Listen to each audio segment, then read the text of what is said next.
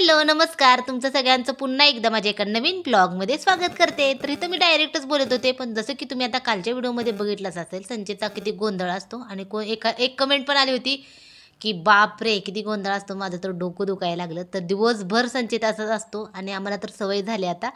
त्यामुळे इथला आवाज आहे तर मी कटच केला आणि म्हटलं चला आता डायरेक्टच बोलूया. आज आहे संडे. संडे स्पेशल आणलं होतं आम्ही. चिकन आणलं होतं. कांदा कट करून घेतला. एका साईडला दूध गरम करायला ठेवले.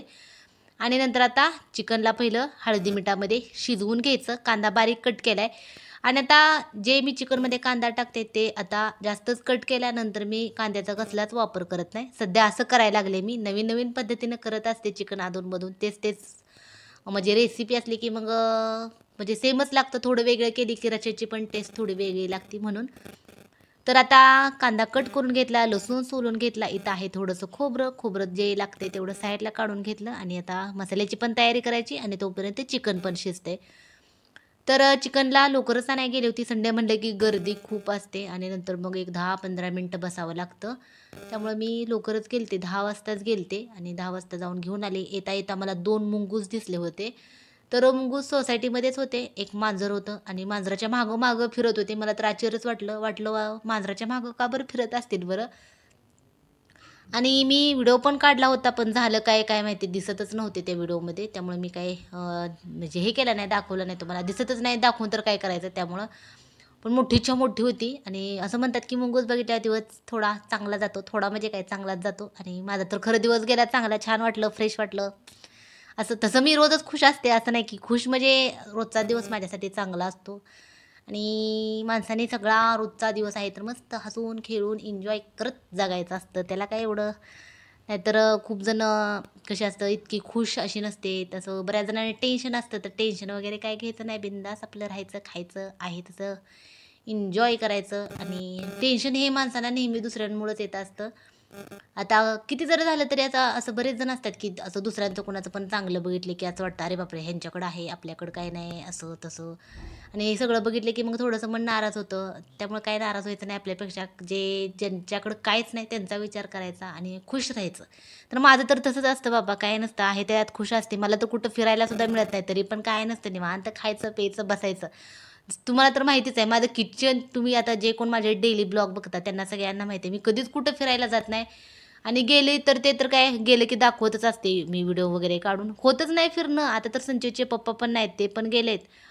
त्यामुळं रोज उठायचं, किचनमध्ये कामं करायची, भांडे घासायची, नंतर झाडून घ्यायचं, पुसून घ्यायचं. रोजचं तेच असतं आणि ते मी कामं रोजची पण मन लावून, हसत, आनंदात करायची असतात कामं पण. नाहीतर आपल्याला कुठे फिरायला मिळत नाही, असं मिळत नाही, ते मिळत नाही, ह्याच्याकडे ते आहे, त्याच्याकडे ते आहे, आपल्याकडे काही नाही, असं म्हणलं की मग सगळ्यांना टेन्शन येतं. त्यामुळे दुसऱ्यांची म्हणजे दुसऱ्यांबरोबर आपल्याला कंपेअर केलं की मग आपल्याला असं थोडंसं वाईटच वाटतं, की असं त्यांच्याकडे हे आहे, आपल्याकडं नाही. त्यामुळे आपल्याकडं जे आहे आणि जे दुसऱ्याकडं कुणाकडंच नाही त्यांचा विचार करायचा. मग आपल्याला वाटतं, "हां बाबा, आपल्याकडे एवढं आहे, तर ते त्यांच्याकडे तेवढं सुद्धा नाही." मग काय जरा थोडंसं बरं वाटतं असं. मी तर कायच करत नसते विचार. मी आपली बिंदास असते, खायचं, प्यायचं, राहायचं निवांत. तुम्ही पण तसंच राहावा. माणसांचं आयुष्य एकदाच येत असतं. त्यामुळं मस्त फुल खाऊन पिऊन एन्जॉय करायचं. म्हणतेच 7 जन्म, कोणी बघितले 7 जन्म. काल टी-शर्ट ठेवलेला उद्या कुठं ठेवलाय ते आपल्याला सापडत नाही. असं आताची चालूची खरं तर रिॲलिटी आहे. किती तर जणांच्या बाबतीत होते, की आता मीच सांगायचं झालं तर काल संचितची टोपी ठेवली कुठं आणि दुसऱ्या दिवशी उद्या शोधते आज तर मला काही टोपी सापडेना. नंतर दुसरी टोपी घेऊन गेली. तर असं आहे आणि 7 जन्माचं कोणी बघितलंय त्यामुळे आहे ते माणसांचं आयुष्य फुल एन्जॉय करत जगायचं. तर हे मला सांगू वाटलं मुंगसावरून एवढं सगळं डिटेल आपलं काहीतरी बोलून झालं. आता माईक थोडासा खराब आहे. मध्ये फुरफुर, घुरघुर आवाज आला का नाही काय माहिती आता. ते मला सगळं व्हिडिओ जोडून झाल्यानंतर अजून एकदा चेक करावं लागतं. तर ते तसं असतं आणि मला कमेंट पण एक आली होती, की म्हणजे असं मी खूप अशी म्हणजे काय म्हणतो त्याला अशी खुश असते, हसून खेळून असते. तर असंच राहायचं असतं. असंच तुम्ही पण असंच राहा फ्रेश आणि चांगलं पण वाटतं.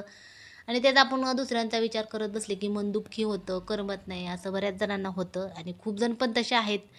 त्यामुळे तसं नाही काय करायचं आपलं मस्त खुश आनंदात राहायचं. यूट्यूब चॅनलसुद्धा मी चालू केलं होतं. चालेल न चालेल ह्याचं काय नाही. मस्त आपलं वाटतंय चालू करायचं ना, चला केलं चालू. आणि चालू केल्यासारखं चांगलं चालतंय पण. त्यामुळं चांगलं पण वाटतंय.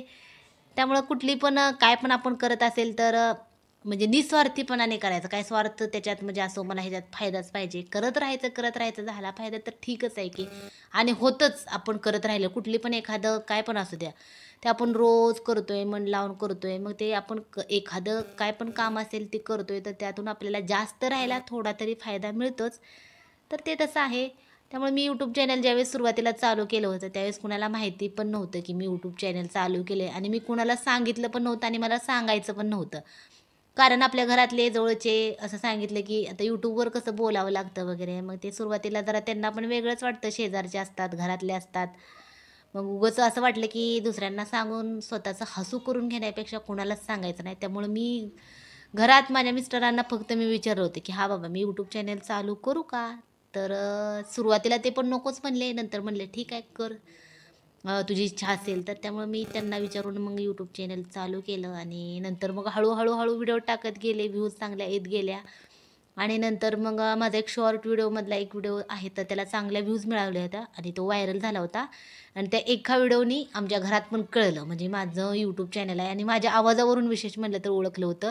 माझ्या मैत्रिणींना पण बऱ्यापैकी माहिती झालं होतं, की माझं यूट्यूब चॅनल चालू केले काय मी असं विचारत होते. आमच्या शेजारचे पण आहेत, तर ते पण विचारत होते, तुझा व्हिडिओ आला होता आणि तुझा व्हिडिओ असं बघितला. त्यामुळं असं आपण स्वतःहून सांगितलं ना, मग ते काय पण असू दे, आपली जरा किंमत कमी झाल्यासारखी होते. त्यामुळे ते स्वतःहून समोरचं आपल्याला विचारलं, की "हां बाबा, तू यूट्यूब चॅनल चालू केलंय का?"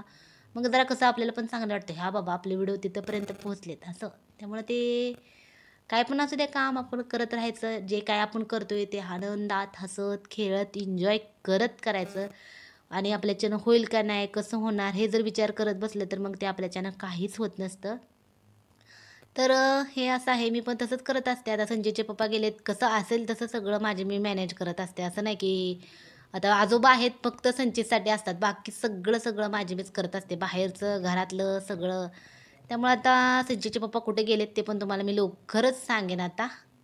आणि बरेच दिवस झाले त्यांना पण जाऊन, आता जवळपास एक 2-3 महिने तर होऊन गेले आणि त्यामुळे आता कुठे गेलेत ते पण सांगते तुम्हाला. खूप जण विचारत पण होते आणि होतं कसं YouTubeवर विचारलं की मग ते नाही रिप्लाय दिल्यावर पण मला कसं तर वाटतं. कारण अशा म्हणजे आता मला कमेंट वगैरे येतात, पण असं पण होतं की अगोदर मला जास्त कमेंट पण येत नव्हत्या. मग त्यावेळेस वाटत होतं कोण कमेंट करत नाही. आता कमेंट करायला लागलेत आणि त्यांचा नाही रिप्लाय दिल्यावर वाईट वाटतं, की आपल्या अशी पण एक वेळ होती की आपल्याला कोण कमेंट करत नव्हतं आणि आता छान कमेंट येतात आणि आपण त्यांना रिप्लाय द्यायला पाहिजे. त्यामुळे मी रोज कमेंट वाचत असते, पण रिप्लाय द्यायला कसं मला इतका वेळच मिळत नाही. त्यामुळे मी कधी तर संध्याकाळी झोपायच्या टायमिंगला रिप्लाय वगैरे देत असते. आणि खूप जण म्हणत होते, "पप्पा कुठे गेले संचितचे?" त्यामुळे मी दाखवत नाही आता. आले की दाखवेनच मी, पण आता म्हणजे सांगते मी नंतरच्या व्हिडिओमध्ये एकदा कुठे गेलेत वगैरे. त्यामुळे संचित आता स्कूल वगैरे झालं की आम्ही पण जाणार आहे आता गावी आणि बघू संचितच्या स्कूलचं वगैरे पण तिकडंच बघायचं आहे आता. तर असं आहे सगळं प्लॅनिंग. झाले संचितचं, त्यामुळं संचितचे एक्झाम चालू आहेत. त्यामुळं एक्झाम चालू आहेत म्हणजे आता होतील चालू, फायनल एक्झाम आहेत. त्यामुळे त्याची तयारी वगैरे पण करून घ्यावी लागते. आणि त्यामुळे व्हिडिओला पण थोडं म्हणते मी, नक्की व्हिडिओला मोठं नाही करायचं. मोठा व्हिडिओ असला की एडिटिंगला खूप वेळ लागतोय आणि हा व्हिडिओ आता 9 मिनिटाचा आहे. पण हा व्हिडिओ जवळपास सगळा मी जोडला होता त्यावेळेस एक चांगला 35 मिनिटाचा व्हिडिओ होता. त्याला कट करून, नंतर त्याला थोडंसं पळवून, त्याला नंतर व्हॉईस ओव्हर करायचा.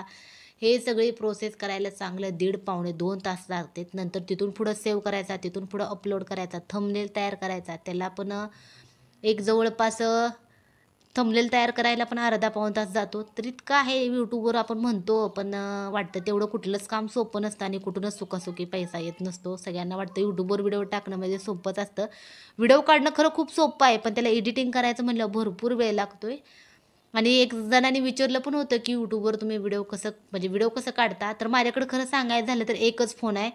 आणि त्या एका मोबाईलमधून मी कसं तुम्हाला सांगणार? त्यामुळं मी फक्त मोबाईलचं स्टँड आहे तर लावत असते मी मोबाईलला आणि स्टँड म्हणजे मोबाईलला स्टँड लावायचा आणि व्हिडिओ काढायचा आणि सगळ्यात मोठं आणि महत्त्वाचं काम म्हणल्यावर तर एडिटिंग करायचं. ते चांगलं व्यवस्थित काळजीपूर्वक करावं लागतं. तरी मला व्हिडिओला फिल्टर वगैरे लावता येत नाही. त्यामुळे जे व्हिडिओ आहेत ते सगळं ओरिजिनल असतात. तर चला तर मग आजचा व्हिडिओ आहे तर कसा वाटला ते नक्कीच